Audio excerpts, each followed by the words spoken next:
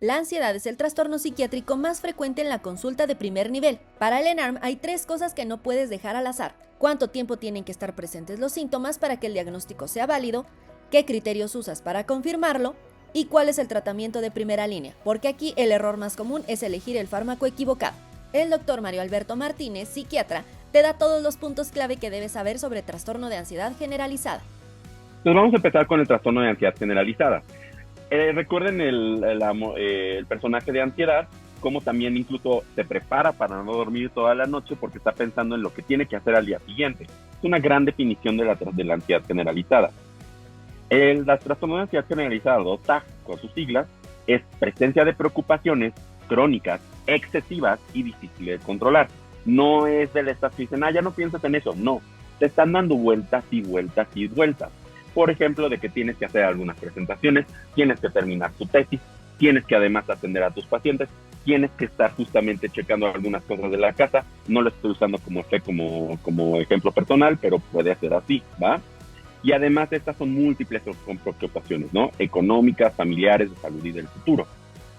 Para que sea un trastorno de ansiedad generalizada, tiene que durar más de 6 meses, ¿sí? La prevalencia es del 8% a lo largo de la vida y es más frecuente en mujeres que en hombres. Y en general los de primer nivel de atención, van a acudir más por cefaleas y por síntomas gastrointestinales. Recuerden que el síndrome de intestino irritable, un trastorno gástrico funcional, es muy frecuente en las personas que viven con ansiedad, ya sea de la polaridad, que es como de esta parte mixta, de la presentación diarreica, de la presentación más al estreñimiento.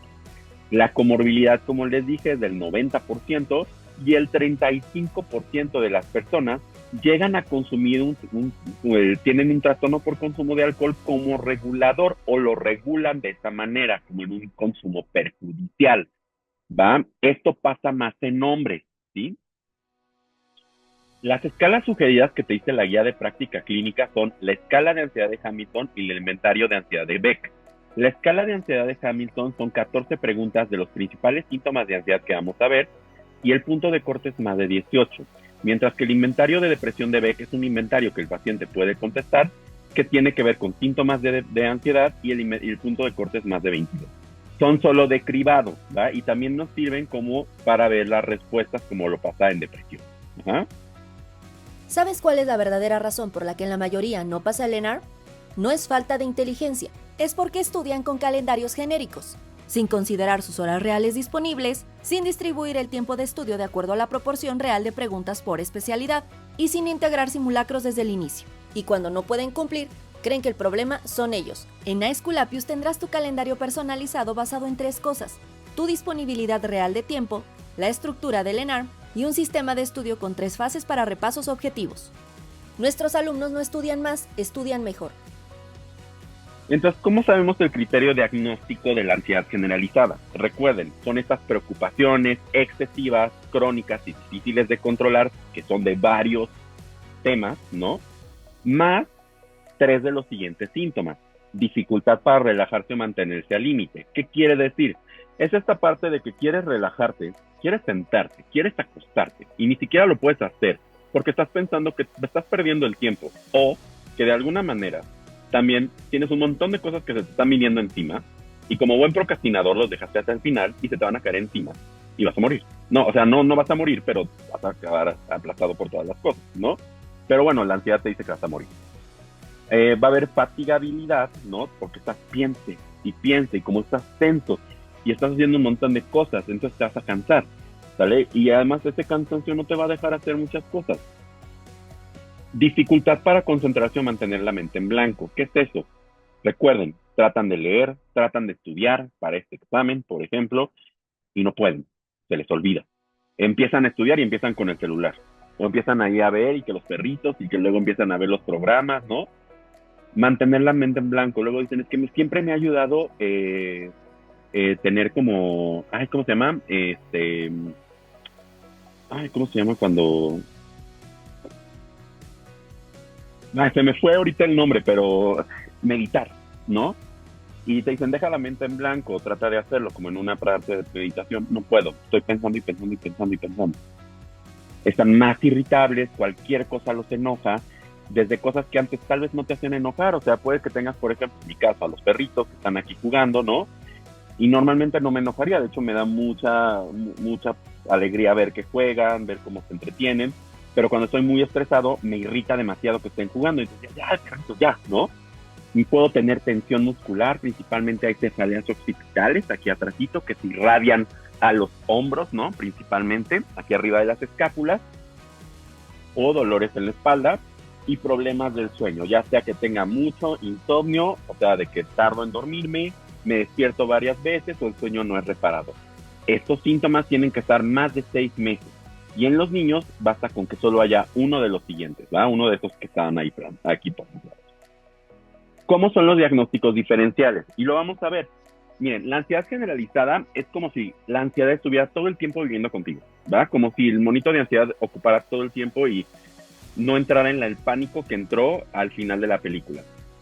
El pánico ya es cuando ese momento en donde la ansiedad empieza así a picar todos los botones y no la pueden quitar y entonces está perdiendo el control. Eso es un pánico, es una crisis de ataque de ansiedad y tienen corta duración.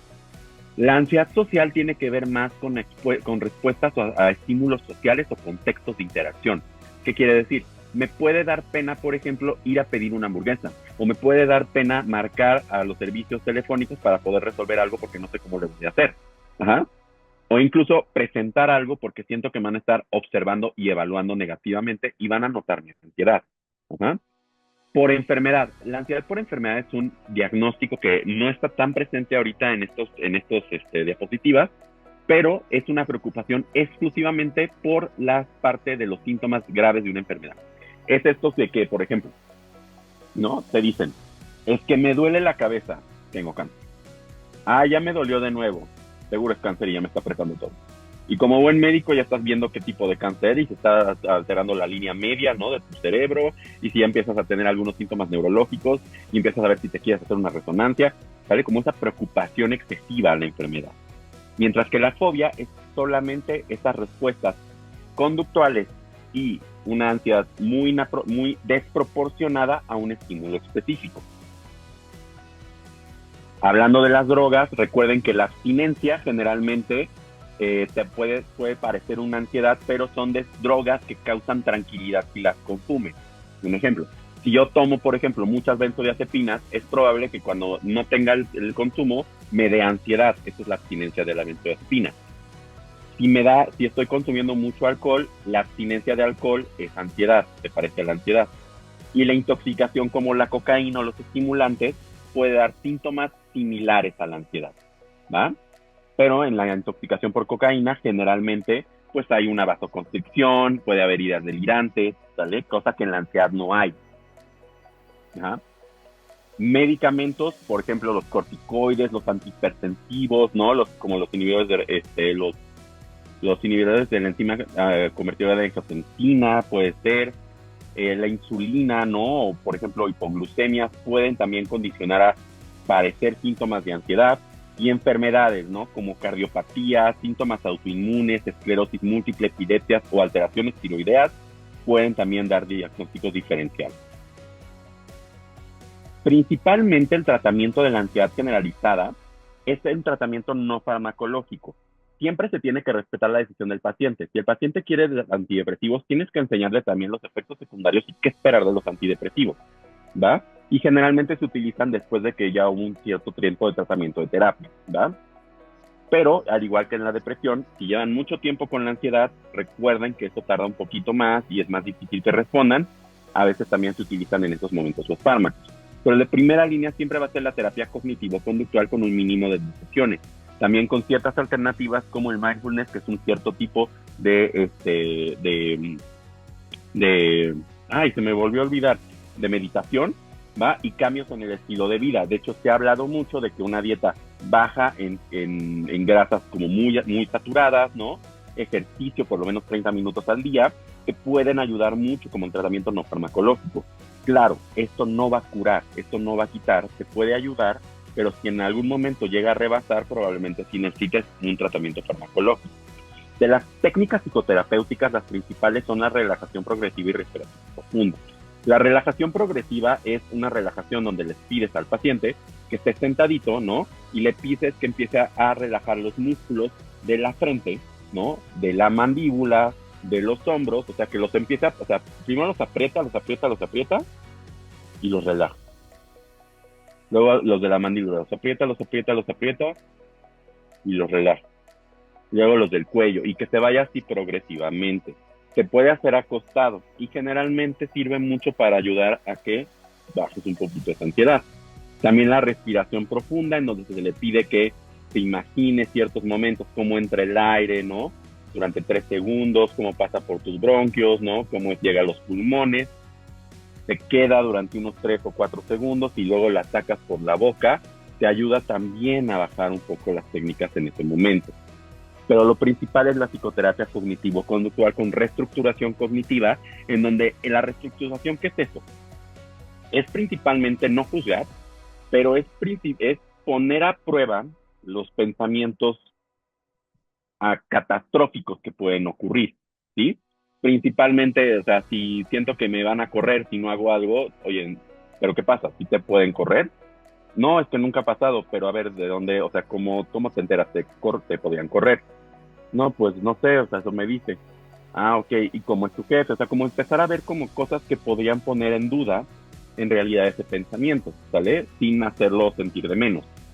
Podemos hacer exposición sistematizada principalmente, ¿no? Como de, a ver, si ya sabes que te cuesta mucho trabajo estar haciendo como ciertos estudios, pues ve estudiando poquito a poquito, ve viendo cuando te sientes ansioso, ¿no? Gestión de conductas desadaptativas, ¿no? Como por ejemplo, trata de no tomar mucho porque sabes que eso te va a afectar y te vas a sentir mal, y técnicas de solución de problemas, ¿va? Donde le enseñas justamente algunas alternativas en ciertos momentos de que tal vez no puedo estudiar, ¿no? Pero puedo salir a caminar y con eso me relajo y a ver si puedo intentar estudiar, ¿no? El tratamiento farmacológico generalmente son los inhibidores selectivos de recaptura de serotonina. Estos son los 4 que aparecen en la guía de práctica clínica: paroxetina, citalopram, citalopram sertralina, y se valora el cambio cada 8 a 12 semanas. Yo les puedo sugerir que en la práctica privada se puede valorar incluso el efecto a las 2 semanas o a las 4, ¿va? Pero pues, la guía de práctica clínica dice eso. Y la interrupción del tratamiento, o sea, el tratamiento farmacológico de la ansiedad generalizada, tiene que llevar también un mínimo de 6 meses a 1 año. ¿Sale? Más tiempo si es más exposición o más comorbilidades. Pero si hay una interrupción, puede haber una recaída del 40 o el 20%. ¿Cómo sabemos que un medicamento tuvo respuesta igual que en la depresión? Si tienes una mejoría del 50%, tienes una buena respuesta al tratamiento farmacológico, ¿va? La mejoría generalmente se estima más que nada en las primeras semanas, yo les diría en las 2 semanas, pero aquí en la guía de práctica clínica te dice hasta las 8 semanas, que la verdad es bastante tiempo, pero bueno. Te dicen que tienes que empezar con ISRS, como los que ya mencionamos, sertralina, citalopram, fluoxetina o paroxetina, inhibidores de recaptura de serotonina o antidepresivos tricíclicos. Los antidepresivos tricíclicos se pueden utilizar en la ansiedad generalizada como tercera opción, justamente después de haber probado ya 2 esquemas de tratamiento farmacológico, ¿va? Dice eso la guía de práctica clínica. Los antidepresivos tricíclicos en la práctica profesional se utilizan muy bien en trastornos somáticos cuando hay ciertos problemas somáticos o intestinales o dolor en pacientes con ansiedad generalizada, ¿va? Pero bueno, háganle caso a la guía de práctica clínica. Y así es como vamos a hacer. Si hay síntomas de ansiedad o miedo o circunstancias o un objeto específico, tenemos que ver si no es una ansiedad a fobia, no una fobia. En dado caso, se inicia tratamiento farmacológico y acciones de apoyo. Si hay una crisis súbita de ansiedad, puede ser una crisis de angustia, ¿va? Si hay ideas obsesivas, trastorno obsesivo compulsivo, y si hay angustia excesiva y múltiple con quejas somáticas, trastorno de ansiedad generalizada, ¿sale? Donde se puede referir al especialista y se va a iniciar justamente tratamiento con benzodiazepinas para las crisis agudas o para el sueño, por ejemplo, en cortas duraciones. Se puede utilizar antidepresivos, como ya les dije, o en la fase inicial se puede utilizar antidepresivos y benzodiazepinas. Los criterios de referencia. Si tienes duda diagnóstica de este paciente de ansiedad generalizada, porque de repente te dice ideas como medio obsesivas, o de repente dices, ay, no estará psicótico, ¿no? Porque de repente dice que lo están viendo en la noche y lo están observando y hasta tuvo que cambiar el teléfono, pues mejor ahí sí pedir una interconsulta o mandarlo a un servicio de psiquiatría. También cuando hay comorbilidad psiquiátrica u orgánica, ¿no? Por ejemplo, pacientes con mucha comorbilidad médica, ¿no? Como enfermedades cardíacas, enfermedades pulmonares, que te da un poquito de pendiente inicial de benzodiazepinas, puedes también mandarlo con psiquiatras. Síntomas persistentes por más de 12 semanas con tratamiento también. Síntomas muy incapacitantes o ideación suicida es una referencia inmediata.